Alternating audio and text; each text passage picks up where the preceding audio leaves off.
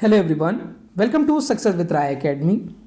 12 फरवरी 2024 के दैनिक जागरण के राष्ट्रीय संस्करण को आज की इस वीडियो में हम डिस्कस करेंगे। तो चलिए वीडियो को स्टार्ट करते हैं। और यहाँ पर जो सबसे पहली प्रमुखता से न्यूज़ प्रकाशित की गई है वो है कि 400 के लिए मोदी ने दी 370 की जड़ी बूटी, यानी कि विपक्ष भी अब मानने लगा है कि जो एनडीए गवर्नमेंट है या एनडीए सरकार है, गठबंधन है, वो अब की बार 400 प्लस सीटें लेकर सत्ता में वापस आएगा।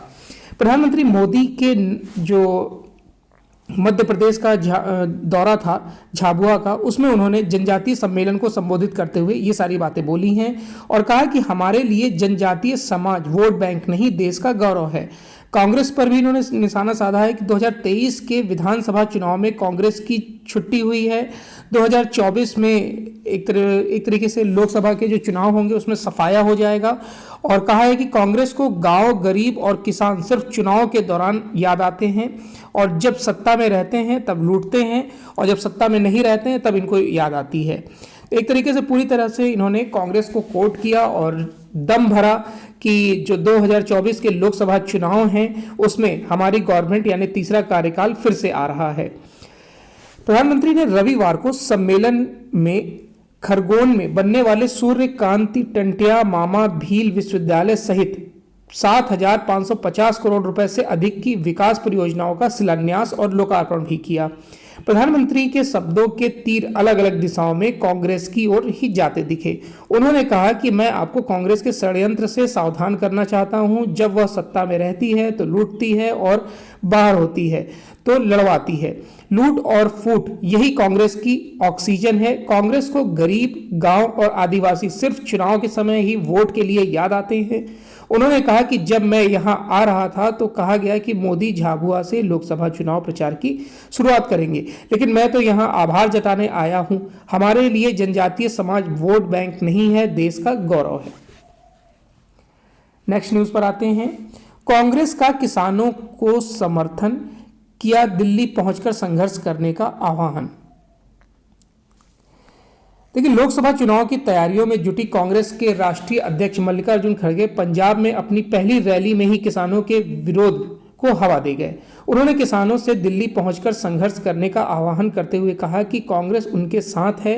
रैली के बाद अपने एक्स हैंडल पर भी खड़गे ने लिखा कि मैं पंजाब के किसानों को बधाई देता हूं जिन्होंने 3 काले कृषि कानूनों के खिलाफ लड़ाई लड़ी थी। एक तय तरीके से किसानों को खत्म करने की साजिश रची जा रही है। देश की खेती को चंद कारपोरेट के हवाले करने का प्लान था, लेकिन आप लोगों के आंदोलन ने किसानों को बचा लिया। संयुक्त मोर्चा यानी कि गैर राजनीतिक भाकियू सिद्धपुर ने 23 फसलों की न्यूनतम समर्थन मूल्य यानी एमएसपी पर खरीद की गारंटी समेत कई मांगों को लेकर 13 फरवरी को दिल्ली चलो का आह्वान किया है। उसे पंजाब के सिर्फ किसान मजदूर संघ कमेटी और हरियाणा के भारतीय किसान नौजवान यूनियन का समर्थन प्राप्त है। ज्यादातर बड़े किसान संगठन इससे अलग हैं। पिछली घटनाओं से सबक लेते हुए केंद्र सरकार ने तत्काल पहल की है। गुरुवार को केंद्रीय मंत्री पीयूष गोयल, अर्जुन मुंडा और नित्यानंद राय ने चंडीगढ़ में किसान जो संगठन है उनसे बातचीत की थी और सचिव स्तर के 4 अधिकारियों की एक कमेटी गठित कर दी थी। सोमवार शाम को भी इन मंत्रियों की किसान नेताओं जगजीत सिंह डल्लेवाल और सरवन सिंह पंधेर से चंडीगढ़ में वार्ता होने वाली है। ऐसे में कांग्रेस अध्यक्ष के बयान से बातचीत की पहल के पटरी से उतरने की आशंका जताई जा रही है।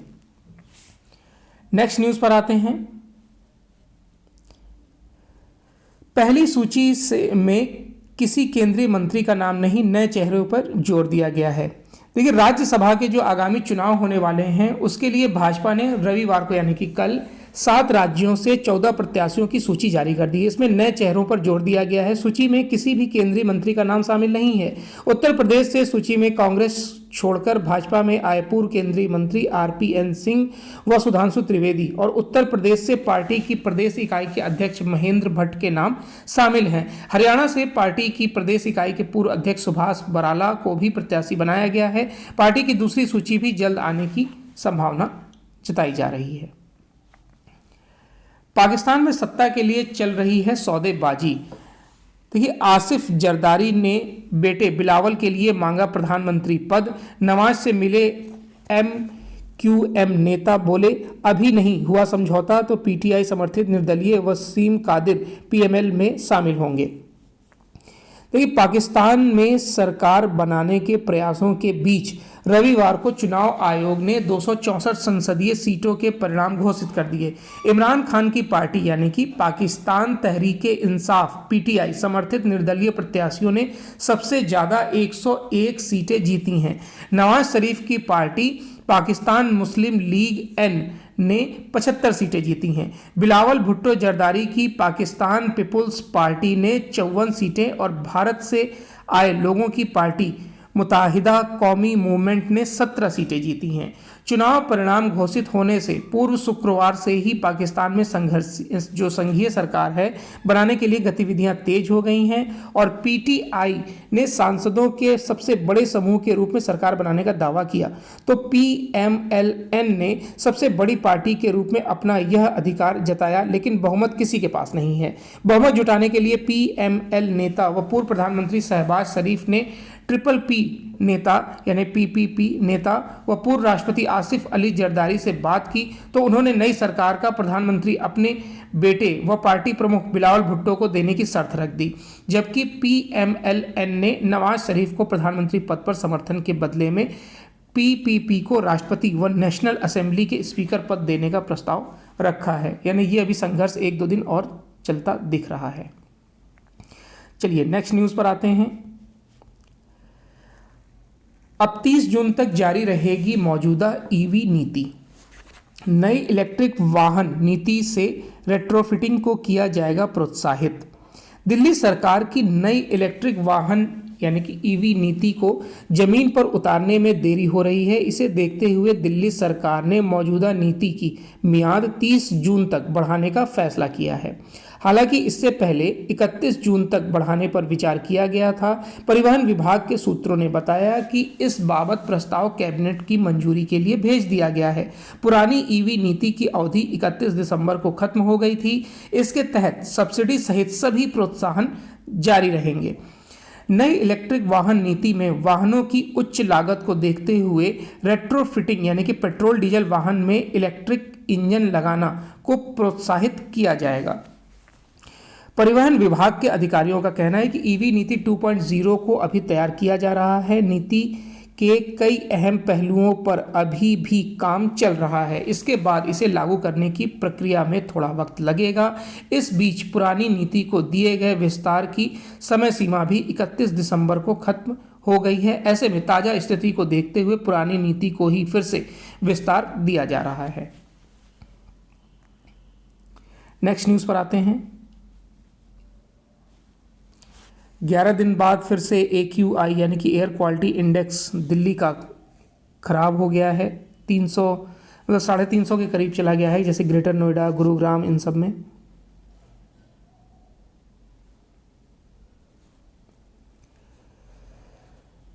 भारतीय मूल्यों पर आधारित शिक्षा समय की मांग। भारतीय मूल्यों पर आधारित शिक्षा समय की मांग है। देश अब राष्ट्रीय शिक्षा नीति से कर रहा इसका विस्तार। देखिए, प्रधानमंत्री नरेंद्र मोदी ने रविवार को भारतीय मूल्यों पर आधारित शिक्षा प्रणाली समय की मांग है, आर्य समाज विद्यालय इसके केंद्र रहे हैं। देश अब राष्ट्रीय शिक्षा नीति के माध्यम से इसका विस्तार कर रहा है। समाज को इन प्रयासों से जोड़ना हमारी जिम्मेदारी है। आर्य समाज के संस्थापक स्वामी दयानंद सरस्वती की 200वीं जयंती के अवसर पर गुजरात के मोरबी जिले में उनके जन्म स्थल टंकारा में आयोजित एक कार्यक्रम को वर्चुअली तौर पर संबोधित करते हुए प्रधानमंत्री नरेंद्र मोदी ने ये बात बोली है। मोदी ने कहा कि स्वामी दयानंद सरस्वती का जन्म उस समय हुआ था जब भारतीय गुलामी और सामाजिक कुरीतियों में फंसे हुए थे। स्वामी दयानंद जी ने तब देश को बताया कि कैसे हमारी रूढ़िवादिता और अंधविश्वासों ने देश को अपनी चपेट में ले लिया है और वैज्ञानिक सोच को कमजोर कर दिया है। इन सामाजिक बुराइयों ने हमारी एकता पर हमला किया है। समाज का एक वर्ग लगातार भारतीय संस्कृति और आध्यात्मिकता से दूर होता जा रहा है। ऐसे समय में स्वामी दयानंद जी ने वेदों की ओर लौटने का आह्वान किया था। शिक्षा ही बदलाव की सबसे प्रभावी प्रणाली है। धनखड़। देखिए, उपराष्ट्रपति बोले कि कृषि उत्पादों के मूल्यवर्धन से किसानों के जीवन में गुणात्मक सुधार हुआ है। कहा है कि युवा सांसदों की 2047 तक विकसित भारत के निर्माण में अहम भूमिका होगी। उपराष्ट्रपति जगदीप धनखड़ ने कहा कि शिक्षा ही बदलाव लाने वाली सबसे प्रभावशाली प्रणाली है जो असमानता को खत्म करके समानता लाती है। उन्होंने यह भी कहा कि कृषि उत्पादों के मूल्यवर्धन से किसानों के जीवन में गुणात्मक सुधार आता है। महाराष्ट्र के गोंदिया जिले में एक कार्यक्रम को संबोधित करते हुए उपराष्ट्रपति ने रविवार को कहा कि विजन, मिशन और टैलेंट वाले युवा सांसदों की 2047 तक विकसित भारत के निर्माण में अहम भूमिका होगी। आज विश्व भारत में बदलाव देख रहा है। जब नेतृत्व को वस्तुति पता होती है और उसके बदलाव करने की क्षमता होती है तो बदलाव बहुत प्रखर होता है। केंद्र और राज्य में सक्षम नेतृत्व है, लिहाजा भारत एक सशक्त राष्ट्र की ओर तेजी से उभर रहा है। उपराष्ट्रपति ने कहा कि 1989 में जब वह पहली बार सांसद बने थे तब देश के लिए कठिन समय था। तब देश को अपना स्वर्ण भंडार वायु मार्ग से फ्रांस भेजना पड़ता था, जहां इसे 2 बैंकों में गिरवी रखा गया था ताकि देश की वित्तीय साख बची रहे और उसे दिवालिया नहीं घोषित किया जाए। लेकिन अब वक्त बदल गया है। हमने विश्व की 5वीं सबसे बड़ी अर्थव्यवस्था बनते हुए कनाडा, फ्रांस और इंग्लैंड जैसे विकसित देशों को पीछे छोड़ दिया है। भारत अगले 2-3 वर्षों में जर्मनी और जापान को भी पीछे छोड़ दुनिया की तीसरी सबसे बड़ी अर्थव्यवस्था बन जाएगा। पहली बार 13 क्षेत्रीय भाषाओं में होगी सीएपीएफ में कांस्टेबल भर्ती परीक्षा।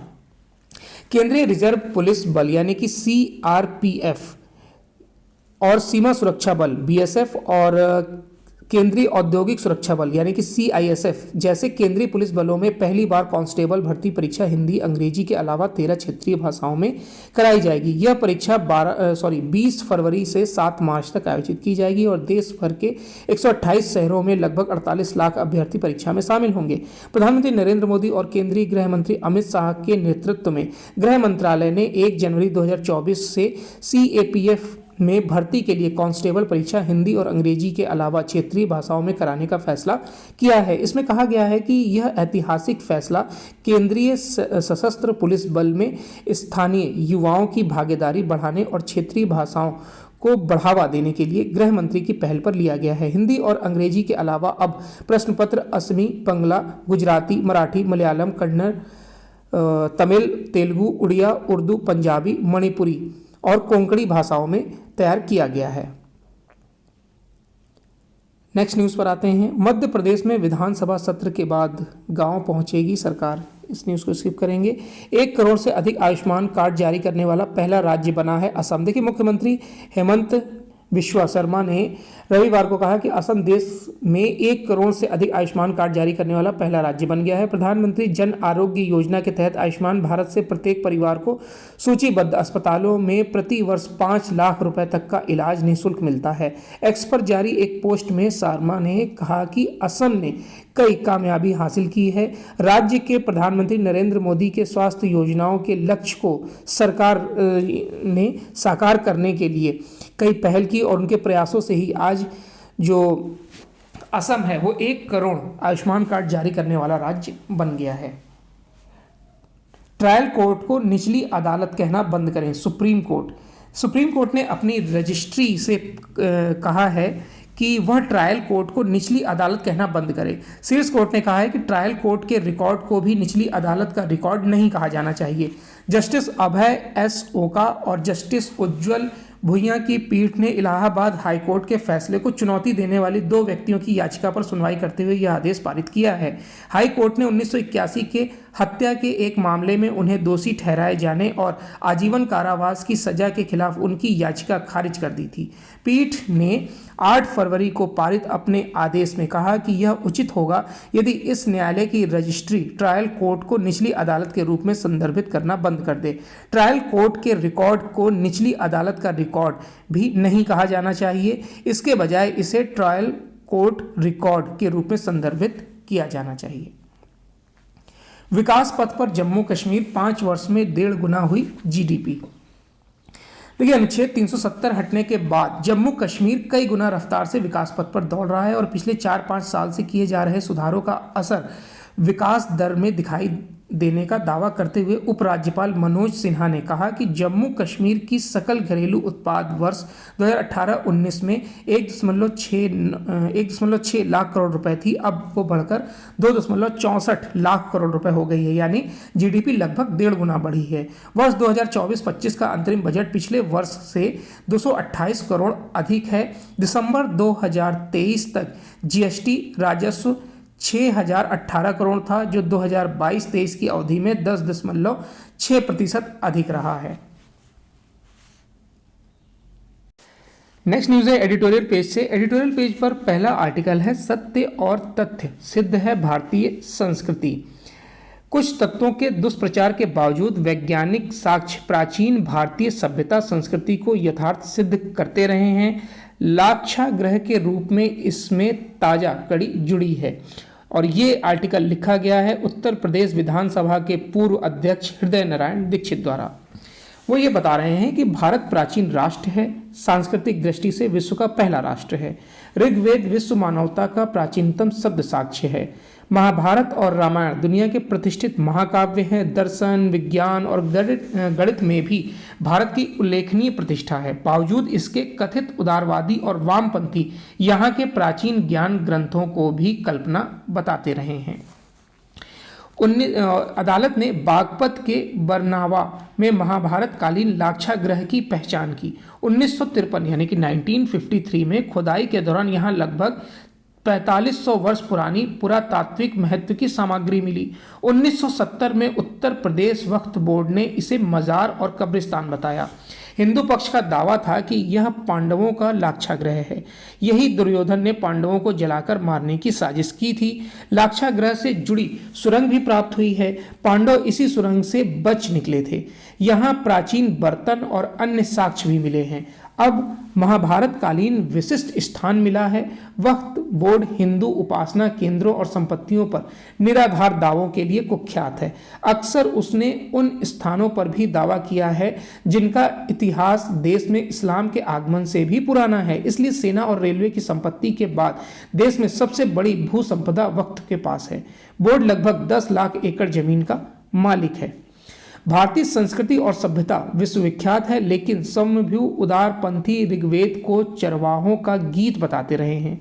यूनेस्को ने इसे काफी पहले विश्व विरासत घोषित कर दिया था। विश्व धरोहर की सूची में अब 42 भारतीय स्थल हैं। मोदी सरकार ने 41 स्थलों की सूची में शामिल कराने यानी कि और कराने का आग्रह किया है। 2 स्थल सम्मिलित किए जा चुके हैं। मध्यकाल में विदेशी हमलावरों ने लाखों मंदिर ध्वस्त कर दिए। विभिन्न क्षेत्रों में होने वाले ASI के उत्खनन में प्राचीन सभ्यता के अवशेष मिल रहे हैं। 2018 में सांस्कृतिक मंत्रालय ने से संबंधित सिंधु सभ्यता की अध्ययन समिति ने हरियाणा के भिराना और राखीगढ़ी की खुदाई के अध्ययन को महत्वपूर्ण बताया था। इस पुरातात्विक क्षेत्र में कार्बन डेटिंग के अनुसार ईसा पूर्व 7000 या 6000 वर्ष की सभ्यता का अनुमान लगाया गया था।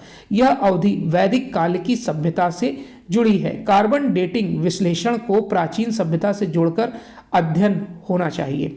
ऋग्वेद और हड़प्पा की सभ्यता में तमाम समानताएं हैं, लेकिन कुछ लोग हड़प्पा को प्राचीन और वैदिक सभ्यता को परिवर्तित बताते हैं। साम्राज्यवादी शक्तियां भारत को सदा पराजित सिद्ध करने के लिए मूल निवासी आर्यों को विदेशी हमलावर बताती रही हैं। उनका तर्क था कि हम विदेशी तो नया क्या है। इससे पहले यहाँ इस्लाम का शासन था। इस्लाम से पहले यहाँ विदेशी आर्य हमलावर थे। इस धारणा का प्रतिकार हुआ। अब वे लज्जित हैं। वे आर्यों को विदेशी हमलावर नहीं बताते, लेकिन विदेशी बताते हैं। आगे बताया गया कि साक्ष्य और भी हैं, लेकिन राखीगढ़ी के 5000 वर्ष पुराने नरकंकाल के कुछ वर्ष पूर्व हुए DNA परीक्षण से ने आश्चर्यचकित किया कि डेक्कन कॉलेज पुणे के कुलपति वसंत शिंदे और बीरबल साहनी प्रयोगशाला के प्रमुख नीरज के नेतृत्व में हुए DNA परीक्षण के अनुसार शव संस्कार की शैली ऋग्वैदिक समाज से मिलती है। कंकाल परीक्षण में उच्चतर स्वास्थ्य और वैदिक कालीन ज्ञान तंत्र पाया गया है। ऐसे अध्ययन आर्यों को भारत का मूल निवासी सिद्ध करते हैं। डॉक्टर भगवान सिंह, डॉक्टर अंबेडकर और डॉक्टर रामविलास शर्मा जैसे विद्वानों ने तमाम तर्क देकर आर्यों को भारत का मूल निवासी बताया है, लेकिन भारतीय संस्कृति को हे सिद्ध करने वाले तत्व अपने पूर्वज आर्यों को भी विदेशी बताते आए हैं। आर्यों के हमले और कहीं बाहर से यहाँ आने का कोई साक्ष्य नहीं है। भारत के समस्त प्राचीन आख्यानों में आर्यों के विदेशी होने का कोई उल्लेख नहीं है। यानी कि भारत की जो संस्कृति है वो सबसे प्राचीन है, और इस पे जो बार बार आरोप लगाया जाता है कि ये हमारी ज़मीन है, ये मेरा स्थल है, ये धर्म स्थल मेरा है, तो इन्हीं चीज़ को लेकर यहाँ पर कोट किया गया है। उसके बाद आते हैं दूसरा आर्टिकल की प्रचार के लिए भावनाओं से खिलवाड़। मार्केटिंग एजेंसियों की ऐसी रणनीति बेहद खतरनाक है जो बीमारियों को अपने मुनाफे के लिए बेचती हों। इसी पर आर्टिकल लिखा गया है साहित्यकार क्षमा शर्मा द्वारा। पिछले दिनों अभिनेत्री और मॉडल पूनम पांडे ने प्रचार पाने के लिए पहले तो अपनी मौत की झूठी खबर फैलाई, फिर अगले ही दिन प्रकट हो गई। सॉरी बोलते हुए बहाना बनाया कि वह सर्वाइकल कैंसर के प्रति औरतों में जागरूकता फैलाना चाहती थी, इसलिए उन्होंने ऐसा किया। पूनम पांडे की मौत की खबर में उनकी उम्र मात्र 32 साल बताई गई है। यह भी कहा गया कि सर्वाइकल कैंसर के कारण वह दुनिया छोड़ गई हैं। उन्होंने इस तरह की हरकत करने से पहले क्या इस बात पर गौर किया कि 32 साल की जो भी लड़कियां स्त्रियां होंगी उनमें इसे सुनकर कितना डर बैठा होगा। यह खबर सुनकर बड़ी उम्र की स्त्रियों को भी कोई कम डर नहीं लगा होगा।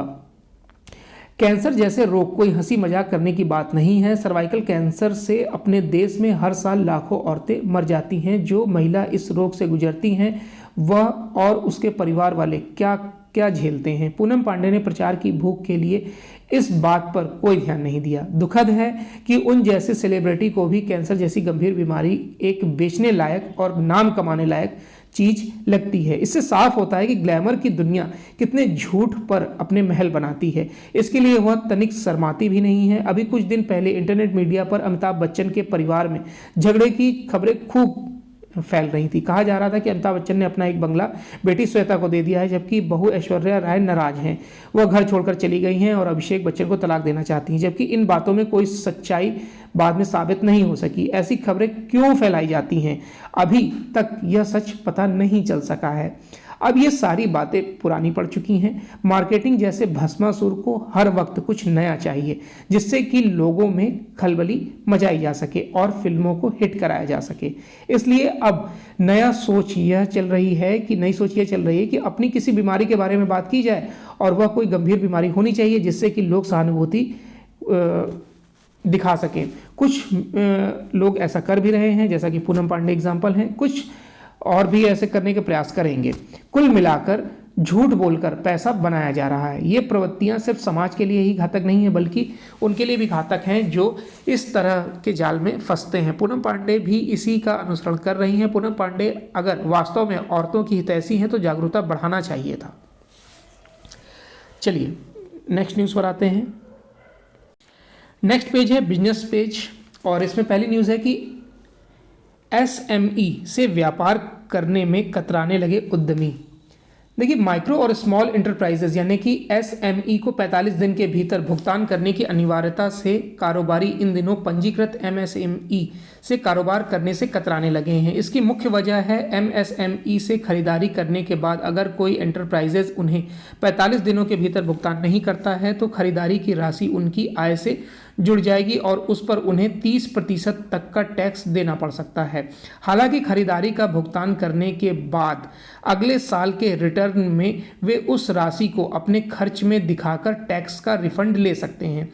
पिछले साल फरवरी में पेश बजट में माइक्रो व स्मॉल इंटरप्राइजेस की भुगतान समस्या को दूर करने के लिए सरकारी घोषणा के मुताबिक आयकर अधिनियम 1961 के सेक्शन 43B में संशोधन करते हुए इसमें क्लॉज H को जोड़ दिया गया था। सेक्शन 43B में भुगतान में देरी पर कारोबारी उस राशि को अपने खर्च में नहीं दिखा सकेंगे, वह राशि उनकी आय मानी जाएगी।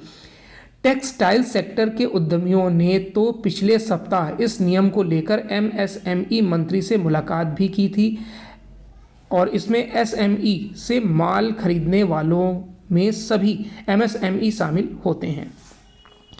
पेटीएम पेमेंट्स में चीन से एफडीआई निवेश की जांच कर रही है सरकार 197 कम्युनिकेशन लिमिटेड की सहायक company Paytm payment services limited में चीन से प्रत्यक्ष विदेशी निवेश की जांच कर रही है। पीपीएसएल ने नवंबर 2020 में पेमेंट एग्रीगेटर के रूप में काम करने के लिए आरबीआई के पास लाइसेंस के लिए आवेदन किया था।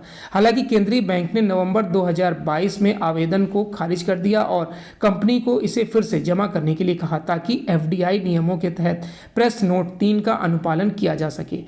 197 कम्युनिकेशन लिमिटेड में चीनी फर्म एंड ग्रुप कंपनी का निवेश है। एफपीआई ने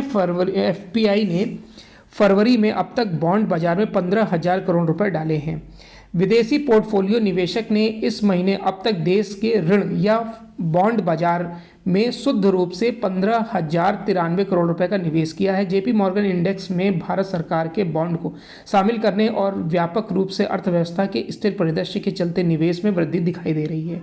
इससे पहले एफपीआई ने जनवरी में बॉन्ड बाजार में 19,836 करोड़ रुपए डाले थे, जो 6 साल से अधिक समय का सबसे ऊंचा मासिक आंकड़ा है। इस तरह 2024 में एफपीआई का कुल निवेश 34,930 करोड़ रुपए से अधिक हो गया है। इससे पहले जून 2017 में एफपीआई ने बॉन्ड बाजार में 25,685 करोड़ रुपए का निवेश किया था।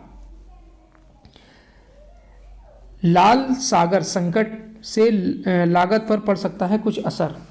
मारुति लाल सागर संकट के कारण जहाजों के मार्ग में बदलाव के चलते देश की प्रमुख कार कंपनी मारुति सुजुकी की लागत में कुछ बढ़ोतरी हो सकती है। वाहन क्षेत्र की इस प्रमुख कंपनी ने पिछले कैलेंडर वर्ष में 2.7 लाख कारों का निर्यात किया था। हालांकि कंपनी ने कहा है कि उसे नहीं लगता कि इस मुद्दे पर उसके निर्यात पर कुछ विशेष प्रभाव पड़ेगा। कंपनी के कार्यकारी अधिकारी राहुल भारती ने कहा कि लाल सागर मुद्दे के कारण हमें कुछ लॉजिस्टिक चुनौतियों का सामना करना पड़ रहा है। जोखिम और वाहनों के मार्ग में बदलाव की वजह से लागत में कुछ बढ़ोतरी हो सकती है, लेकिन यह उल्लेखनीय नहीं होगी।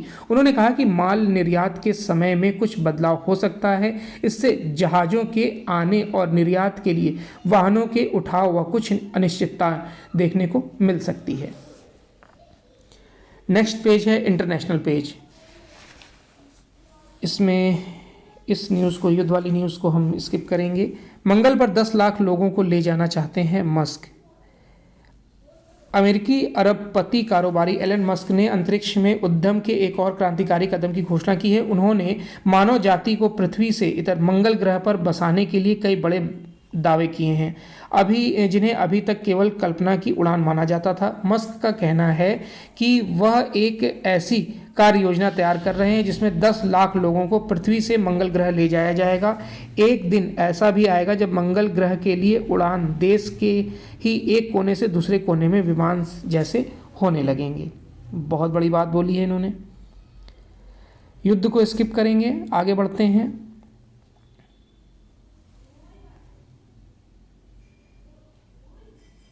ट्रंप ने पति की अनुपस्थिति को लेकर निक्की हेली का मजाक उड़ाया। राष्ट्रपति चुनाव को लेकर रिपब्लिकन की उम्मीदवारी पाने के लिए प्रतिस्पर्धा तेज हो गई है। अब इस रेस में केवल पूर्व राष्ट्रपति डोनाल्ड ट्रंप और भारतवंशी निक्की हेली बची हैं। ट्रंप ने साउथ कैरोलिना में एक चुनावी रैली के दौरान निक्की हेली की पति की अनुपस्थिति को लेकर उनका मजाक उड़ाया।